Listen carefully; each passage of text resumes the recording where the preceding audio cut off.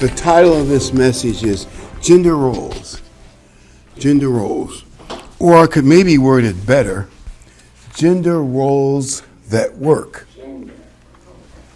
We live in a world of gender dysphoria. The adversary is destroying the identity of people, and he's destroying families.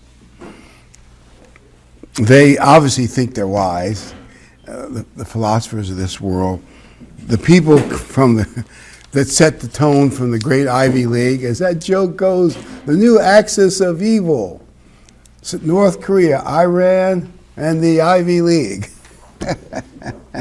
Or is it Harvard? But they think they're wise. They're so smart, but really they're being led by the axis of evil.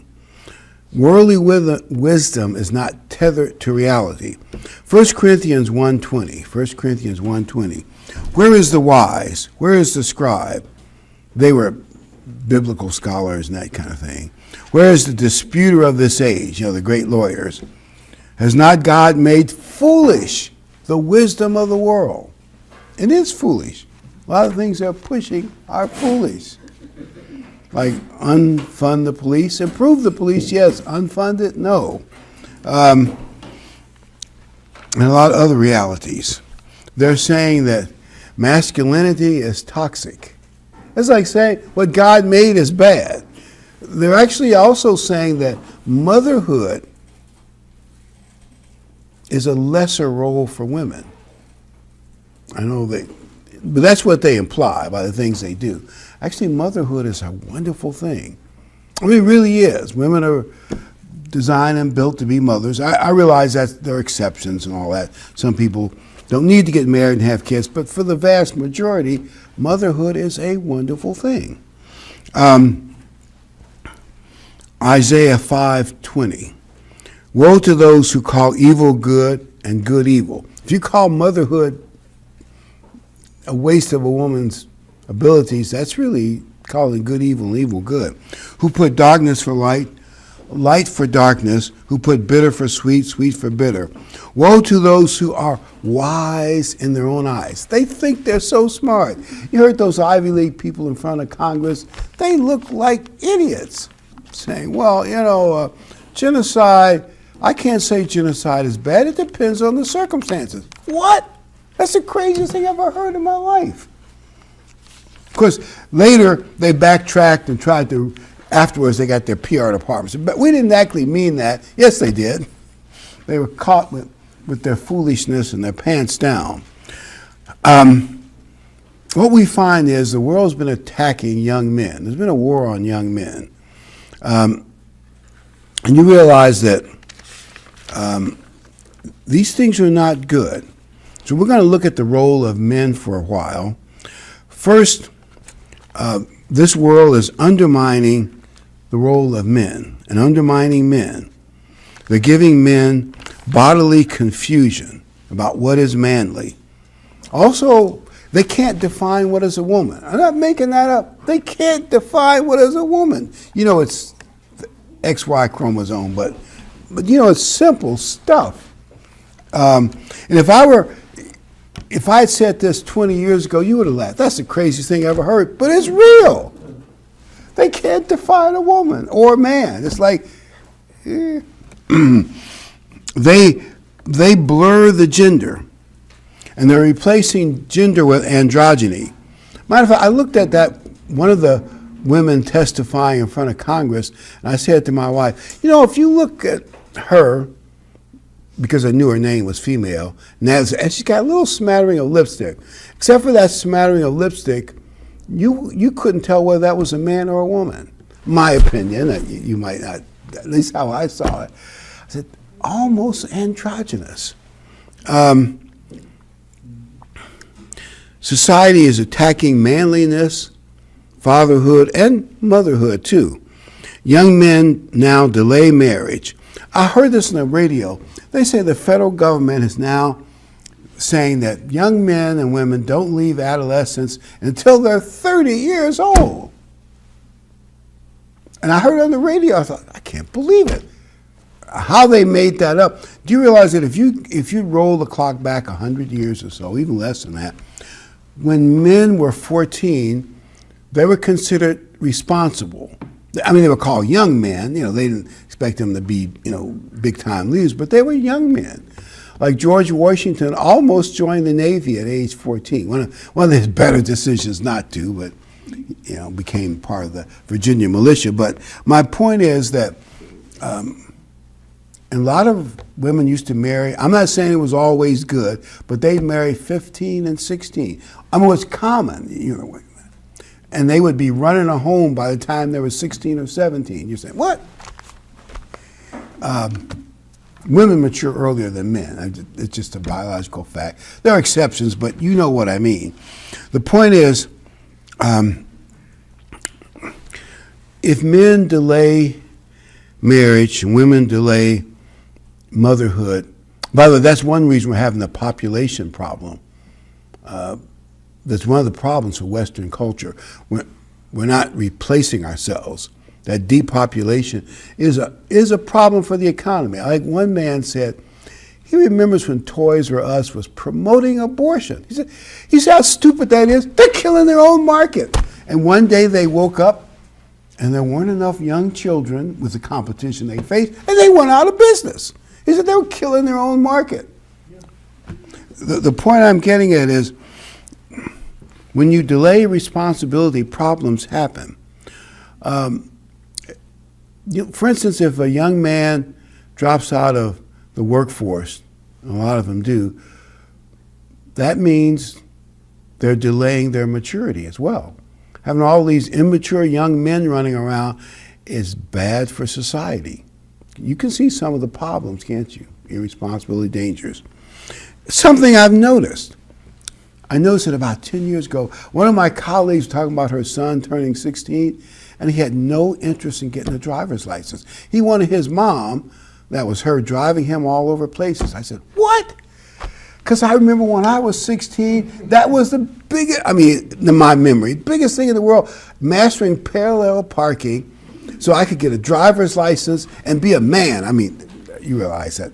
That's how you thought. You got a driver's license. I remember saved up $100 for my, believe it or not, paper route stuff, and got my first car, a 52 robin egg blue Ford coupe. Anyway, it was a big deal then. My only point is, that's what young men did then.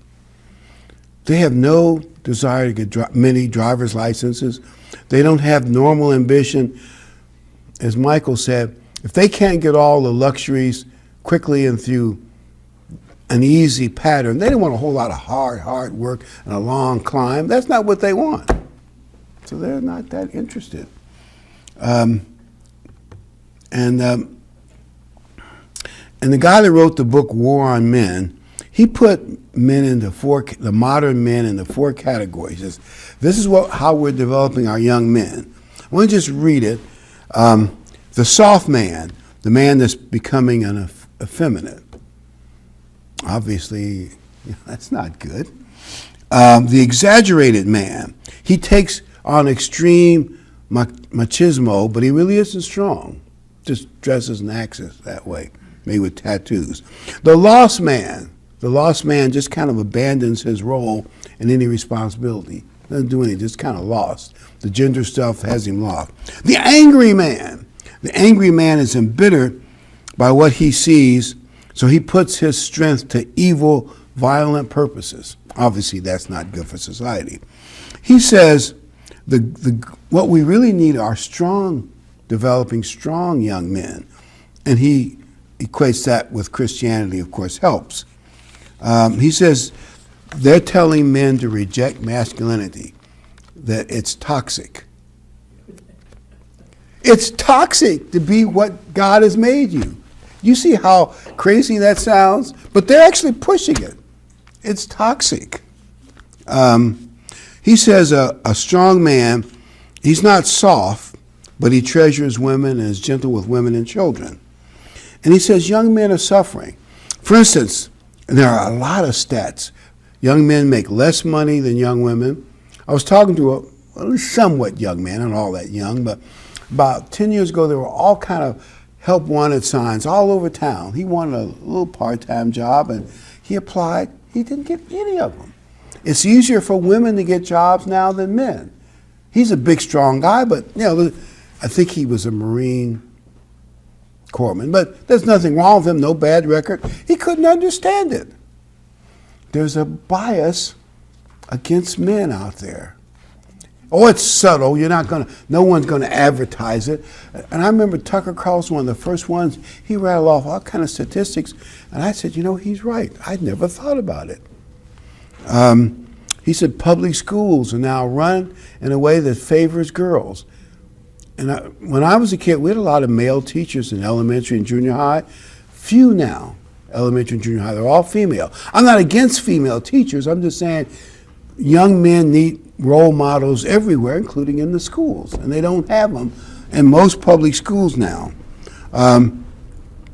Anyway, a stat from 1999 to 2019, young men 16 to 24, 17%, almost 20% dropped out of the workforce, and that decline is getting higher and higher. In other words, it's even worse. This is what they had in 2019, the last time they got measured. It's probably much higher now. Why are they dropping out of the workforce? I'm not 100% sure, but like they're discouraged. They make less money than women, have a hard time getting a job. They're not doing as well in school. There are 50% more women in college than men. I'm not saying that's all bad, but it's not a positive sign. And my wife looked this up. All the major law schools, all of them, have female deans. And I'll bet you they're all radical feminists. Now, I don't know that, but I'll just bet money it's true. And what's scary is those are our future judges. And I looked at some of the things coming out of some of those law schools. They're our future judges? Man, we're in bad shape in the future. Think about it. We're in bad shape now with bad, unjust judges, but it's going to get worse unless there's a huge change. Young men are not maturing.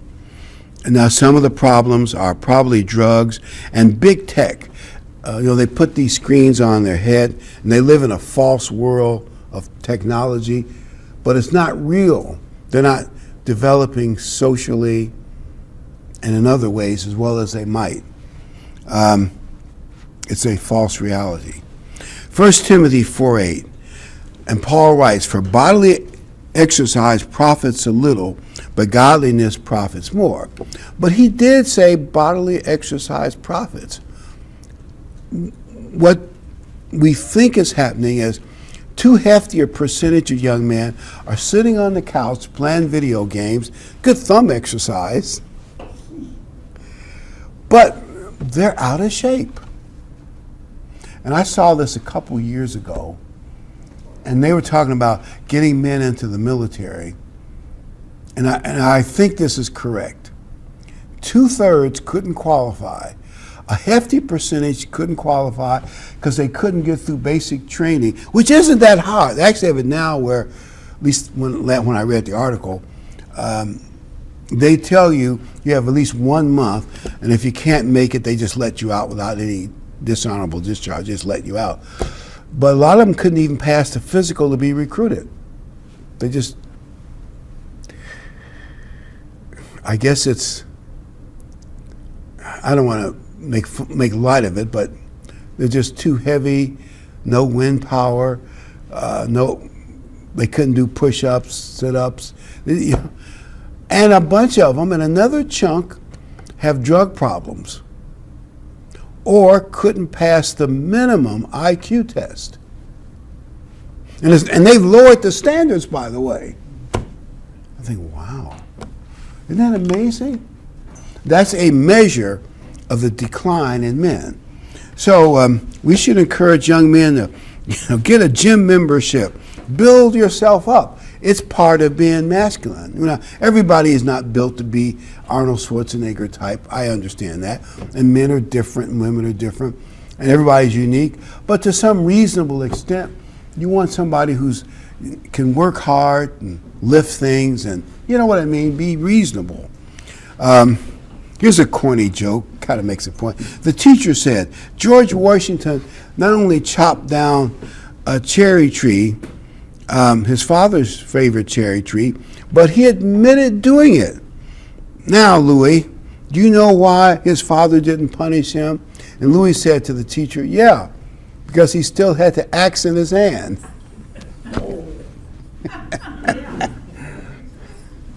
Well, all this poor education and bad media influence is going to create a certain amount of dangerous young men running the streets. Irresponsible. You see that, don't you? And right now it may be a blue city, inner city problem, but if things keep going, it's going to be a problem for a lot of places. We think, oh, it won't affect me. I hope not, but you see the bad trends. Young men need help in this declining world of no standards. They're told that gender is fluid. There is no, is it 52 genders now? We heard 52. How you can get 52 genders is mind-blowing. And this is what we're getting from academia. They polish these weird ideas and give an academic polish. 1 Corinthians 16:13. Be on the watch, unmoved in the faith. Be strong like men. This is Paul writing. Let all you do be done in love. So be a strong man in love. 1 Timothy 4:8. For bodily exercise profits a little. I know, but you already said that, but I want to say it one more time. It profits a little bit. So if somebody gets to see this video in the future, hopefully, encourage your young men to exercise more. I know it's probably too late for many of them, but I don't think it's ever too late to build yourself up a little bit, if you can. The world is discouraging the development of strong, decisive, ambitious young men. And they're also discouraging the forming of families.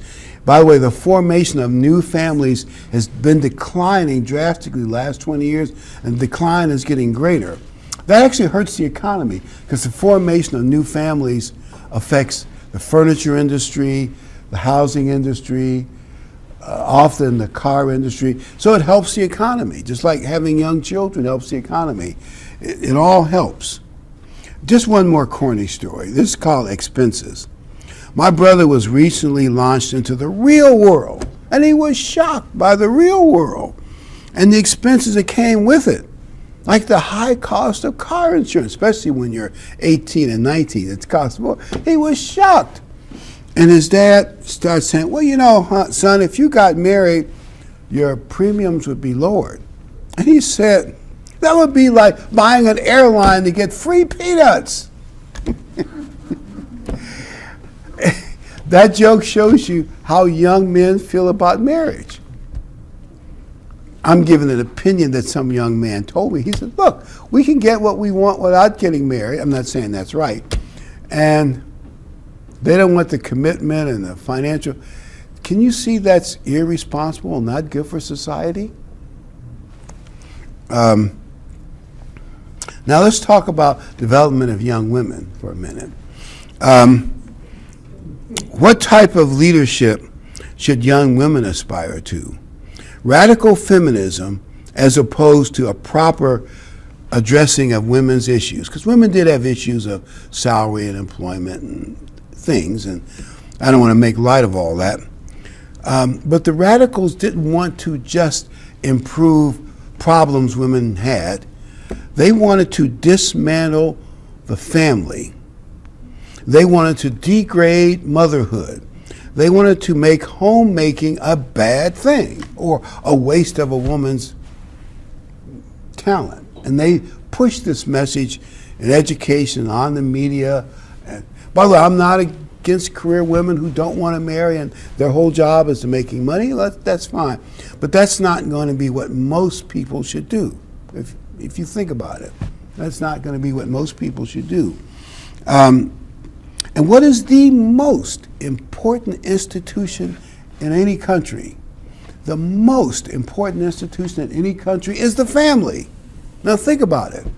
Strong families produce strong children that produce a strong nation.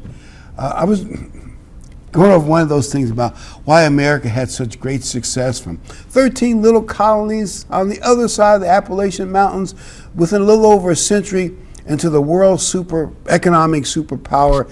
And I actually had, well, they didn't call them colonies, they call them possessions, but to possessions off the coast of China, Guam.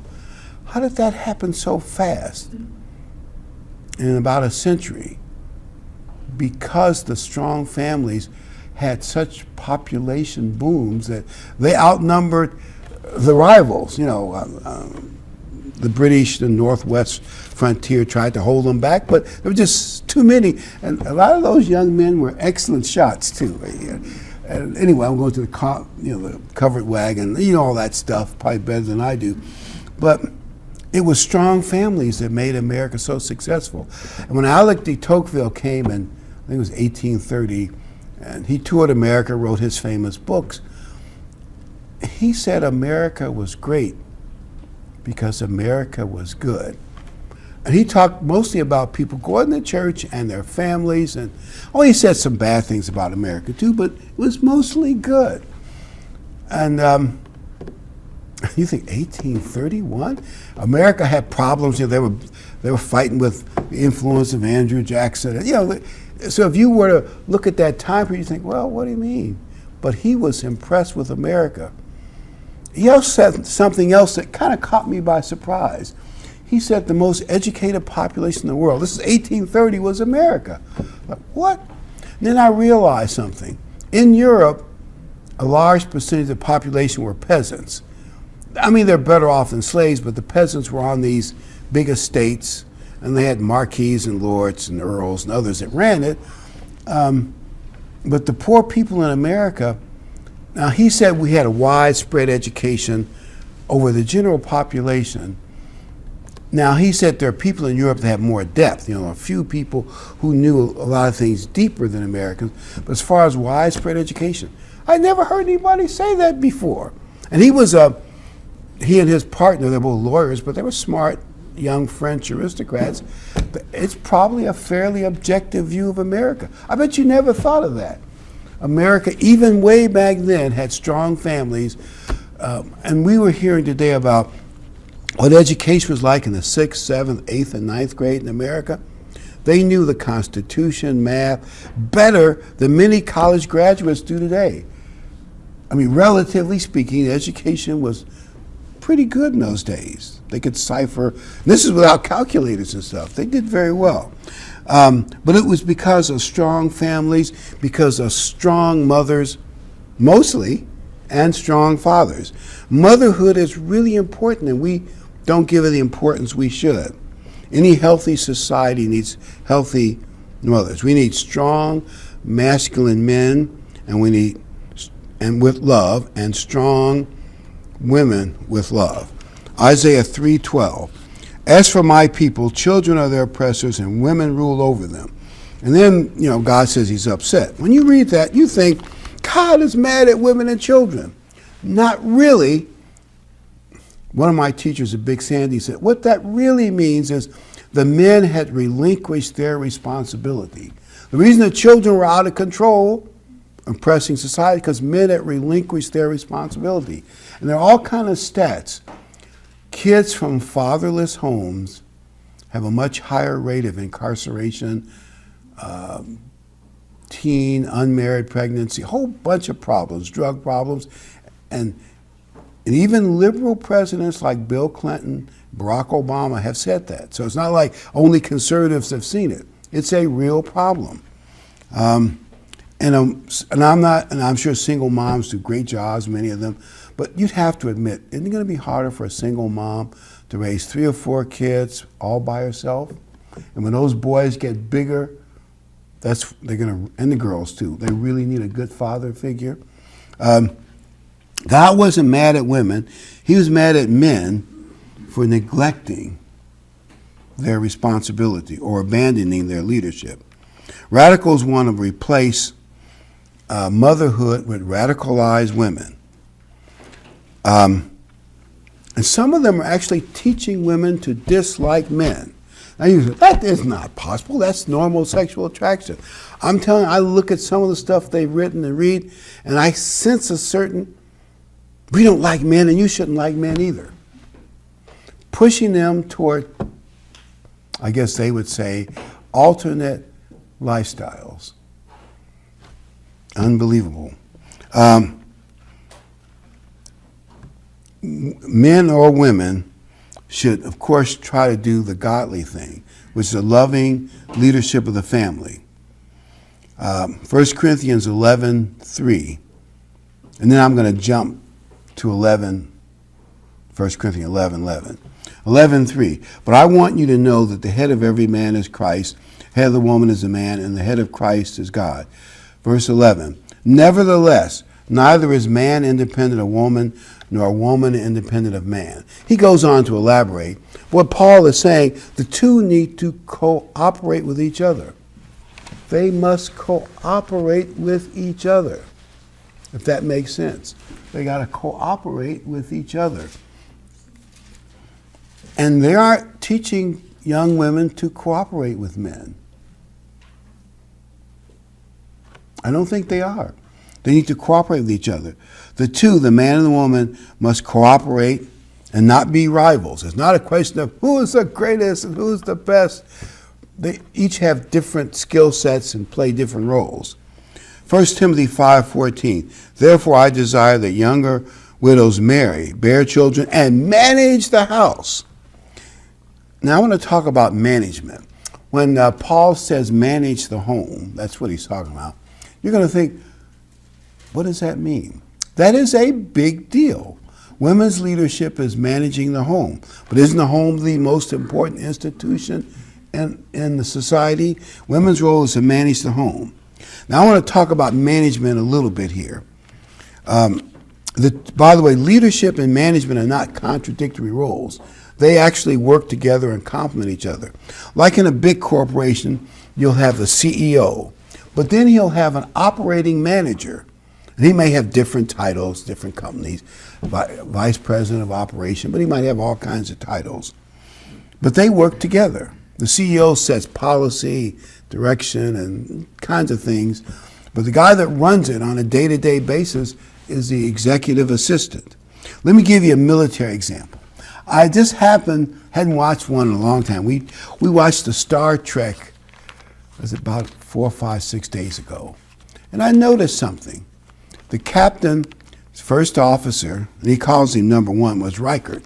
If you remember, Commander Reichert. Some of you, if you've seen this series, a handsome young man, well, at least he used to be young. I don't think he's so young anymore, but he was a handsome young man, and he ran the ship for the captain.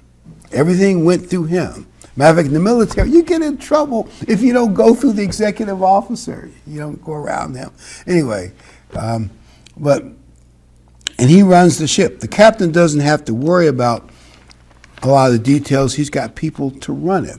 Now, let's say in an infantry company, it would be the first lieutenant and the platoon or company sergeant.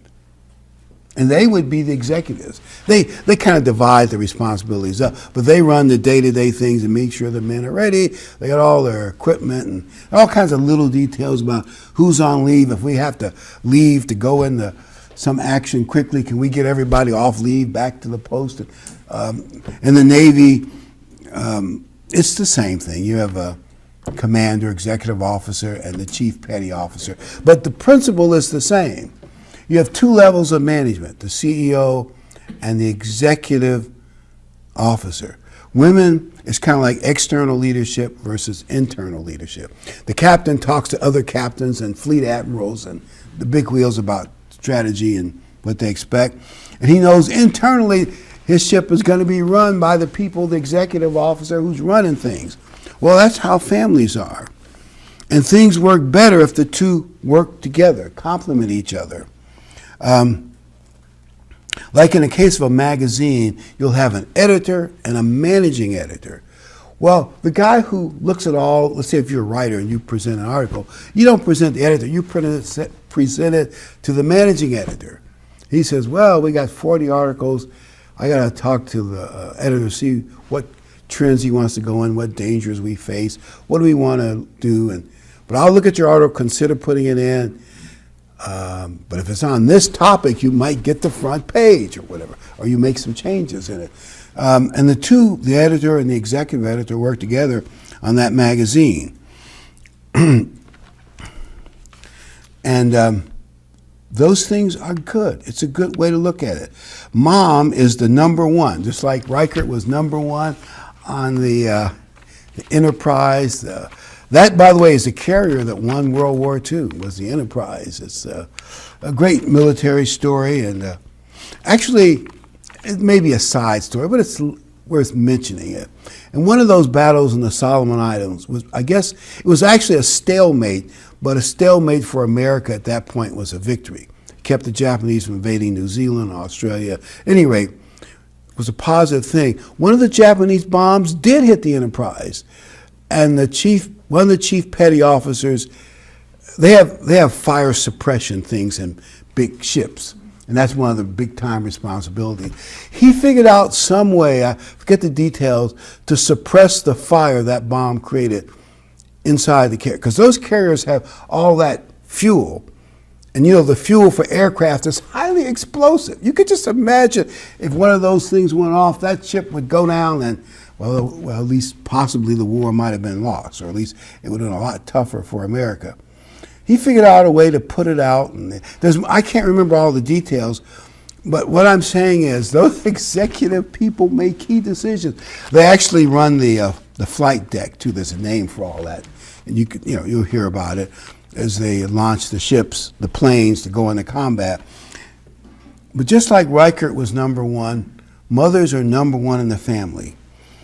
And they're designed, they can multitask better than men. They're designed, they have that more sensitive side to handling children. I'm giving an opinion, but I think it's true. Women can smell better, because smell is important with dangers around the kitchen and all. Maybe they can hear better. By the way, men have better long-range vision than women do. You guys, well, why did God do that?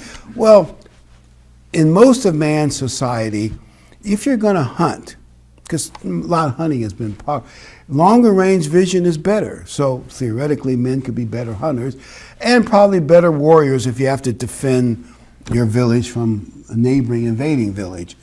But can you see how God has equipped the two genders to play their role? And both roles should be honored and not dishonored, but that's what modern feminism has done. So managing the home is important. Motherhood is so important.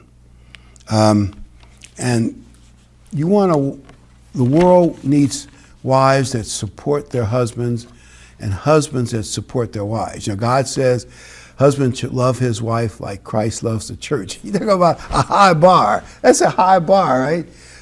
But we should strive for it, even though it's a high bar. But you want a wife that supports her husband. I'm going to read 1 Timothy 5:14 one more time, because I like the scripture. Therefore, I desire the younger widows marry and bear children and manage.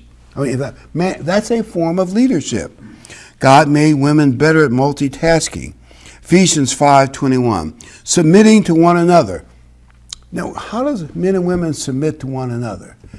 Isn't that really saying the man gives certain tasks to the wife and just, for the most part, lets her do it, and she lets him make certain decisions? She's submitting to his leadership. In the military, of course, you have to do that. They got rules and stuff for how, certain people have to be used and stay out of trouble. But submitting to one another. And then he says, husbands, love your wives. Both men and women have a high bar to achieve. Men support women in their roles, and women should support men. If you're a man, if possible, find a woman that really loves you and will take care of you and support you. That song, Stand By Your Man. It's a good principle, right? Listen, I know singing could lose some improvement here. But I still love it. Stand by your man. Anyway, so the woman should be smart in business. Now I'm going to Proverbs 31. That's the noble woman section. Proverbs 31, verse 16. She considers a field and buys it. From her profit she plants vineyard. She girds herself with strength. So you want women that are strong, but in the right way. Strengthen her arms. She extends her hand to the poor. Yes, she reaches her hands to the needy. So you want a woman who takes care of her family. You know, she can do business because real estate is business. And she's beloved in the town because she does charity. Now that's the kind of training you want to give young women, to be that kind of person. Verse 23, her husband is known in the gates. That's City Hall. Her husband is a better chance of being a leader because she is behind him. She opens her mouth with wisdom, and her tongue is a law of kindness. That's the great woman to have. She's wise as well as smart. Verse 27, she watches over the ways of her household. She does not eat the bread of idleness. Obviously, if you can marry an industrious woman, that's better. Obviously, you know, a woman wants to marry an industrious man too, of course. Her children rise up and call her blessed. Her husband also. He praises her. Charm is deceitful, beauty is passing, but a woman who fears the Lord, she shall be praised. As you get older, you start to realize, you know, that certain things like youth pass away faster than you think. So if you can marry someone with some degree of character, you're better off. Acts 16:13. I want to give a church example. Acts 16:13. And on the Sabbath day, we went out of the city to the riverside. By the way, you're going to say, why did Paul not go to the synagogue? This particular city did not have enough Jews to build a synagogue. But Paul knew Sabbath keepers would gather outside the city limits. There's some legal reasons why they did that too. By the riverside, like that famous song says, down by the riverside. Anyway, and they'd be keeping the Sabbath, where prayer was customarily made. And we sat down and spoke to the women we met there. Now a certain woman named Lydia heard us. She was a seller of purple. Now that was the city of Philippi. I'm going to just simplify the story. Lydia took Paul and his companions in. Apparently she was a successful maker of cloth and dyes, which was a big business deal in those days. She helped Paul found the church of Philippi. Guess what? Which church was the most beloved church based on the writings of Paul in the New Testament? You guessed it, Philippi. And it was a strong woman who helped Paul found that church. And by the way, if you look up all the women in the New Testament, there are a lot of women that Paul says really helped his work a lot, and they should be congratulated. And we have women host in our churches. And I was thinking about it. I was on the board with two of the great women of the church, Mrs. Shirley Armstrong and Mrs. Chapman. And if you were on the board with them, you could see their wisdom. I can't just have to be there with them. They've both passed away now. They're older than I am, but great women. Actually, you can make an argument if it weren't for those two, a lot of things the church has now would not have. They helped us make wise decisions and directed their husbands in the right direction. 1 Peter 3:7. 1 Peter 3:7. Husbands likewise dwell with them with understanding, giving honor to the wife. So what should the husband do? Give honor to the wife. Obviously, if a man is terrorizing his wife, and you know, that's a criminal offense, of course, to beat up your wife. Obviously, that's not godly, and you know, that's not appropriate masculinity. I would even argue a man that has to beat up his wife to feel like a man is really not a strong man.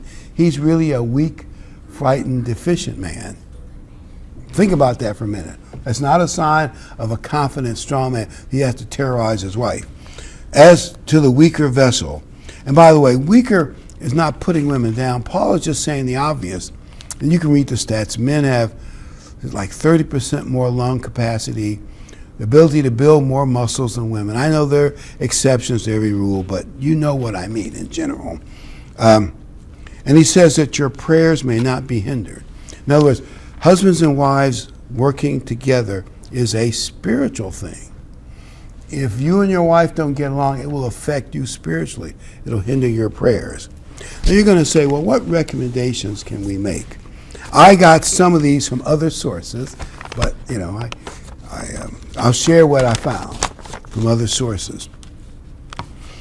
First of all, the more men we can call into salvation, the better. We need more, and young men don't go to church nearly as much as they used to. And I know we think of church as being for women, because most churches have much more women than men. But men need it, and we need to encourage young men to get converted. But also encourage young women to get converted.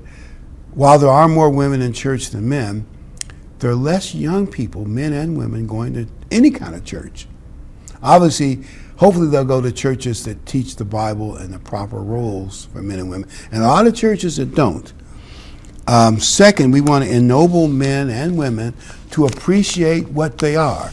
A young man should appreciate being a masculine man, and a woman should appreciate being a feminine woman.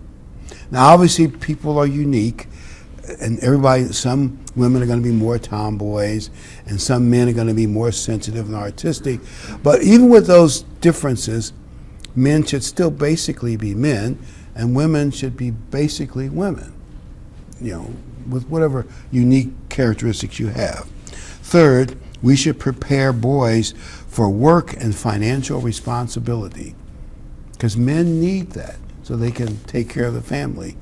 And a lot of young men just seem to be abandoning that role, or they don't take it seriously. And men and women need to get training on how to interact with the other gender in the correct manner. And I think the closing of schools and things like that have created it. And my final comment is the gender fluidity and stupid philosophy that's going into our world. We need to teach young people to reject it.